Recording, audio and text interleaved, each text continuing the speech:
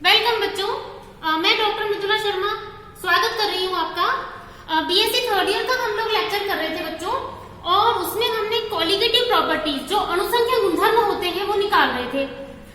तीसरा जो अणुसंख्या गुणधर्म है कॉलिगेटिव प्रॉपर्टी वो है परासरण दाब, जो हमारा है ऑस्मोटिक प्रेशर। स्टूडेंट, सबसे पहले जो कॉलिगेटिव प्रॉपर्टी का एक्सपेरिमेंट किया गया था वो परासरण दाब ही था, जिसके द्वारा हम ये पता लगा पाए कि यदि किसी विलयन में विलेय की सांद्रता को हम बढ़ाते जाएंगे तो वहां पर विलायक के अणुओं का विसरण स्टार्ट हो जाता है, diffusion of solvent molecules towards the solution start हो जाता है। और ये क्यों होता है? क्योंकि हमको विलयन और विलायक के मध्य में साम्यावस्था एक स्थापित करनी होती है। तो हमको ये जो एक्सपेरिमेंट करके दिया वो सबसे पहले ऑस्मोटिक प्रेशर पे बच्चों जो था वो एबे नॉले ने करके दिया। वो क्या था? सबसे पहले उसने देखा एक थिसिल कीप उसने यूज करी है, और उस थिसिल कीप के बेस पर उसने सेमी परमिएबल मेम्ब्रेन, बच्चों जो एनिमल मेम्ब्रेन्स होती हैं वो प्राकृतिक अर्धपारगम्य झिल्लियां होती हैं। क्योंकि परासरण हम किसे कहते हैं? जैसे बच्चों गैसों में तो विसरण का एक स्वाभाविक गुण है, डिफ्यूजन उसमें ऑटोमेटिकली होता है, वो उनकी कैरेक्टरिस्टिक प्रॉपर्टी है कि मोर कंसंट्रेशन से लेसर कंसंट्रेशन की तरफ उनका मूवमेंट होता है ताकि वो एक इक्विलिब्रियम सेट कर पाए। गैसों में ये प्रवृत्ति पाई जाती है।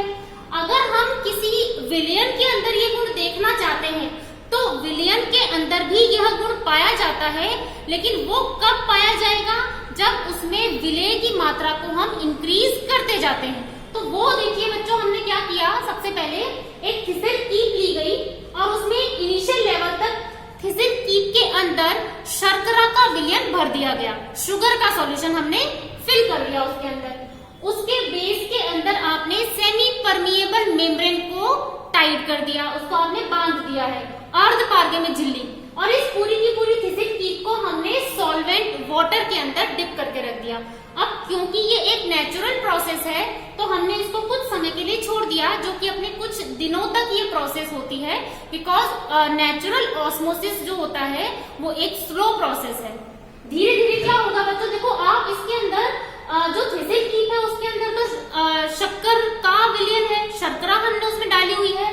तो दिए गए आयतन में जो जल के अणु हैं उसकी मात्रा कम होगी, क्योंकि इस आयतन में शक्कर के मॉलिक्यूल ने भी स्थान घेरा हुआ है और बाहर शुद्ध विलायक है जल, तो बाहर अणुओं की संख्या ज्यादा है शुद्ध विलायक के as compare to the inner part. तो क्या होगा, ध्यान रखना है कि हमने ये कहा है कि विलयन में ये प्रॉपर्टी किस तरह से पाई जाती है कि सॉल्वेंट मॉलिक्यूल का मूवमेंट हो। कैसे होना चाहिए? जब भी हम किसी अर्धपारगम्य झिल्ली को यूज करते हैं तो बच्चों अर्धपारगम्य झिल्ली जो होती है ना वो सेलेक्टिव मेम्ब्रेन्स होती हैं, वो चयनात्मक झिल्लियां होती हैं जो कि केवल विलायक के कणों को ही विलयन में जाने देती हैं। विलेय के कण नहीं जा सकते हैं सेमी परमिएबल मेम्ब्रेन से बाहर की तरफ। तो क्या दिखाई देगा बच्चों? देखो अर्धपारगम्य झिल्ली केवल सॉल्वेंट के लिए परमिएबल है, ना कि सॉल्यूट के लिए। तो सॉल्वेंट के मॉलिक्यूल बाहर से अंदर की तरफ जाना स्टार्ट हो जाएंगे ऐसे। तो बाहर का लेवल तो आपको क्या दिखाई देगा? कम होता हुआ। और अंदर जो थिसिल कीप के अंदर शर्करा का आपने विलयन लिया हुआ है वो धीरे धीरे उसका लेवल ऊपर की तरफ चढ़ेगा, तो इसमें तो वॉल्यूम इंक्रीज होता हुआ दिखेगा। ये होती है अपनी ग्रेजुएटेड अंशांकित नली होती है। इसमें हम पहले देख लेंगे कि जब आपने एक्सपेरिमेंट स्टार्ट किया है तब कितना वॉल्यूम था, और जब ये एक्सपेरिमेंट कंप्लीट हुआ जहां पर कि विलयन का चढ़ना रुक जाता है हम उस वॉल्यूम को नोट कर लेते हैं। तो ये हमें पता चल जाता है कि हमको विलायक जो है अर्धपारगम्य झिल्ली से कितना जा पाएगा अंदर। तो आपने क्या किया, शर्करा की मात्रा बढ़ाते गए। तो आपने क्या देखा कि जैसे जैसे आप कंसंट्रेशन ऑफ शुगर सॉल्यूशन बढ़ाते जाते हो वैसे वैसे इसका राइजिंग लेवल बढ़ता जाता है, उसके अंदर ज्यादा सॉल्वेंट मॉलिक्यूल का मूवमेंट होना शुरू हो गया। तो यहाँ पे ये बात तो हमको प्रूफ हो गई कि जैसे जैसे आप सॉल्यूट का नंबर बढ़ा रहे हो वैसे वैसे ऑस्मोसिस की प्रोसेस बढ़ रही है। Means this is also colligative property कि ये भी परासरण दाब भी हमारा अणुसंख्या गुणधर्म है। इसको हम एक्सपेरिमेंटली कैलकुलेट कैसे करते हैं, हम इसको प्रयोगात्मक रूप से किस प्रकार प्रकार से ज्ञात करते हैं बच्चों, उसके लिए देखो हमने क्या किया, एक यू शेप की ट्यूब ली है और उस यू ट्यूब को हमने अर्धपारगम्य झिल्ली से पार्टीशन कर दिया है, हमने उसको विभाजित कर दिया है। एक तरफ तो हमने ले लिया है विलयन और दूसरी साइड हमने ले लिया है विलायक, शुद्ध विलायक। विलयन हमने इसी शुद्ध विलायक के अंदर डिसॉल्व करके सॉल्यूट के पार्टिकल्स को बनाया है। हमको करना है अब ऑस्मोटिक प्रेशर को कैलकुलेट। तो हमने क्या किया, इन दोनों ही विलयनों की समान मात्राएं लेकर के और दोनों भुजाओं में जो आर्म्स हैं ट्यूब की, उसको हमने पिस्टन से कवर कर दिया है। पिस्टन कैसे है बच्चों, मूवेबल। ये हमारे गतिमान पिस्टन है जो कि विलायक के कण जब अर्धपारगम्य झिल्ली से विलयन की तरफ जाएंगे तो ये पिस्टन हमारा आराम से ऊपर की तरफ मूव हो पाए, इसलिए हमने ये गतिमान पिस्टन यहाँ पर लिए हैं।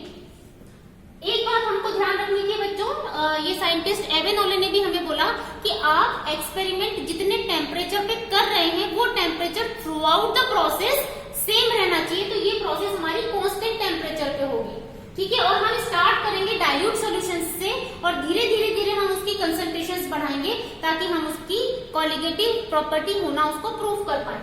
तो देखिए बच्चों, हमने जब ये यू शेप की ट्यूब के अंदर दोनों सॉल्यूशंस को फिल किया और छोड़ दिया थोड़े दिनों के लिए, तो क्या देखोगे आप, क्योंकि इतने सेम वॉल्यूम में सॉल्वेंट के मॉलिक्यूल्स कम होंगे और शुद्ध विलायक की साइड सॉल्वेंट मॉलिक्यूल्स ज्यादा है, नंबर ऑफ सॉल्वेंट मॉलिक्यूल इधर ज्यादा होंगे ऑब्वियसली, क्योंकि इतने ही वॉल्यूम में सॉल्वेंट के साथ में कुछ न कुछ आयतन विलय ने घेरा हुआ है।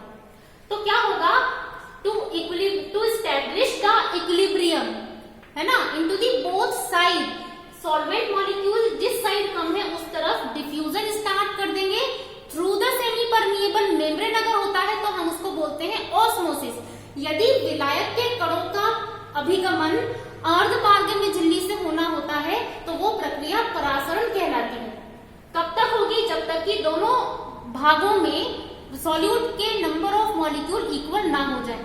आपको क्या देखने को मिलेगा बच्चों, जैसे जैसे सॉल्वेंट के मॉलिक्यूल्स मूवमेंट करेंगे वैसे वैसे ये पिस्टन होगा ऊपर की साइड शिफ्ट, ये धीरे धीरे ऊपर जाना शुरू हो जाएगा और ये जो जल की तरफ वाला यानी कि शुद्ध विलायक वाला पिस्टन है वो नीचे आना शुरू हो जाएगा। तो प्रोसेस तो ऑस्मोसिस की शुरू हो गई।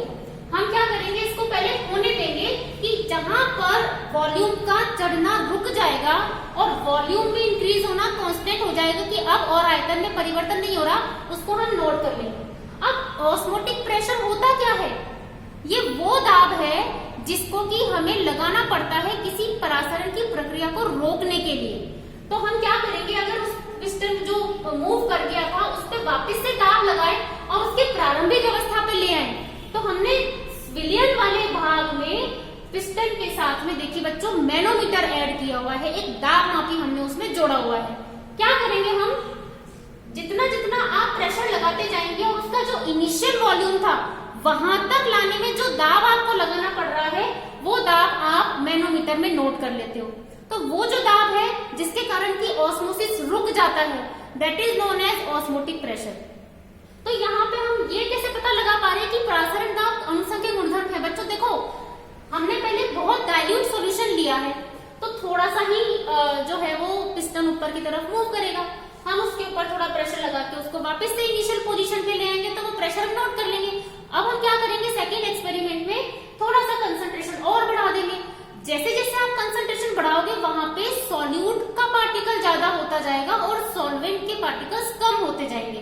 तो सॉल्वेंट के पार्टिकल्स कम होने के कारण प्योर सॉल्वेंट की तरफ से ज्यादा मॉलिक्यूल्स का डिफ्यूजन होगा through the semi permeable membrane और इधर आपको ज्यादा शिफ्टिंग दिखाई देगी पिस्टन पे, तो आपको उतना ही ज्यादा प्रेशर लगाना पड़ता है वापस से अपने प्रारंभिक आयतन तक लाने के लिए। इसका मतलब कि जैसे जैसे कंसंट्रेशंस इंक्रीज होती जाएंगी वैसे वैसे परासरण दाब का मान बढ़ता जाएगा। You have to apply more pressure to stop the osmosis.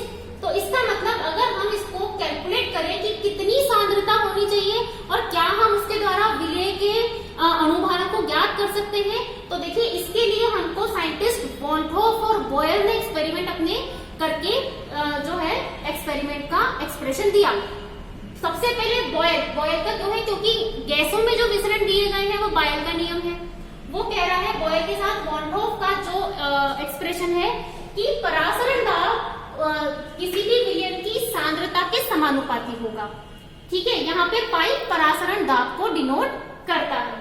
फिर पहली चीज तो कंफर्म हो गई। और एक, अगर हम जैसे जैसे टेम्परेचर भी इंक्रीज करते हैं ना बच्चों, तो ये वॉल्यूम बढ़ता है और हमें पता है कि प्रेशर लगाना पड़ता है वापस से इनिशियल वॉल्यूम पे लाने के लिए। तो गैलुसेक ने भी बोला कि ऑस्मोसिस पर टेम्परेचर का फर्क पड़ता है। कितना पड़ेगा? प्रोपोर्शनल होगा। हमें पता है बच्चों की दाब का मान ताप के समानुपाती गैलुसेक का ही नियम है। क्योंकि एक्सपेरिमेंटल वैल्यूज वॉन्टॉफ दे रहा है, तो गैलुसेक ने अपने एक्सपेरिमेंट को वॉन्टॉफ के साथ कंपाइल किया है और वो कहता है कि परासरण दाब ताप के भी समानुपाती होता है। Temperature of the system is proportional to the osmotic pressure of the system. अब अगर हम इन दोनों को कंबाइन कर दें, क्योंकि हमको क्या पता लगाना है कि सॉल्यूट के मॉलिक्यूलर वेट कितने हैं और वो उस पर डिपेंड करता है, ये हमें पता लगाना है। तो हम क्या करेंगे बच्चों, इन दोनों को कंबाइन कर दें। पहली बात तो हमें पता है pi is proportional to C into T. ये थर्ड इक्वेशन आएगी हमारे पास, जो कि दोनों को कंबाइन करने पे आएगी।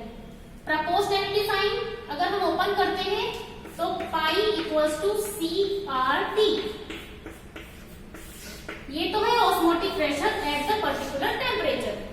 अब हम ये पता लगाना चाह रहे हैं कि जो है कोलिगेटिव प्रॉपर्टी है, तो हमें पता है बच्चों सांद्रता हम कैसे निकाल सकते हैं।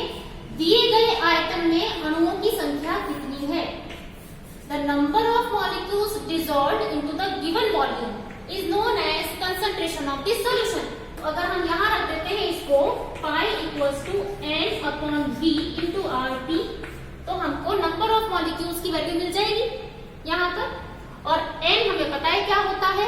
n क्या होता है, देखो बच्चों, पाई इक्वल्स टू, अगर हम n equals to W upon N, solute का अणुभार उसमें से कितना ग्राम डिसॉल्व है, अगर हम वो निकाल दें तो ये वैल्यू हम यहाँ रख सकते हैं w अपॉन एन। ये तो है n की वैल्यू और आर टी अपॉन बी। तो दिस इज इक्वेशन नंबर 6। देखो जैसे ही हमारे पास घुले हुए ग्रामों की मात्रा आ जाएगी तो हम क्या निकाल पाएंगे कि जो विलय आपने डिसॉल्व किया हुआ है उसका अणुभार कितना है।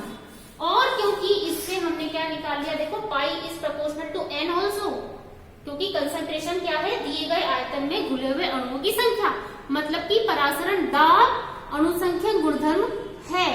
और इसको एक्सपेरिमेंटली कई मेथड्स के थ्रू हम कैलकुलेट कर सकते हैं, जिसमें सबसे इम्पोर्टेंट और यूजफुल मेथड है बर्कले हार्टले मेथड। क्योंकि बाकी के जो इनिशियल मेथड्स दिए गए थे उसमें natural semi permeable membranes use की गई थी, जो प्राकृतिक हैं अपनी अर्धपारगम्य झिल्लियां, उनको अपन ने यूज किया था। लेकिन सेमी परमिएबल मेम्ब्रेन नेचुरल जो होती हैं उनकी एक लिमिट होती है कि वो कितना प्रेशर टॉलरेट कर सकती हैं, है ना। लेकिन जब हम लैब के अंदर एक्सपेरिमेंट करते हैं तो जैसे जैसे कंसंट्रेशंस बढ़ाते हैं वैसे वैसे ऑस्मोटिक प्रेशर बढ़ जाता है। तो एक लिमिट से ज्यादा प्रेशर को टॉलरेट करने से पहले ही नेचुरल मेम्ब्रेन फट जाती थी। तो क्या हुआ कि synthetic semi permeable membrane use की गई, जो कि कॉपर फेरोसाइनाइड के थ्रू बनाई गई हैं। और बर्कले हार्टले मेथड में उन्हीं सिंथेटिक सेमी परमिएबल को मेम्ब्रेन को यूज करके और बहुत हाई कंसंट्रेशंस तक के सॉल्यूशन का भी ऑस्मोटिक प्रेशर कैलकुलेट किया गया। ठीक है बच्चों, तो इससे हमको ये पता चल जाता है कि ऑस्मोटिक प्रेशर भी कोलिगेटिव प्रॉपर्टी है। थैंक यू बच्चों।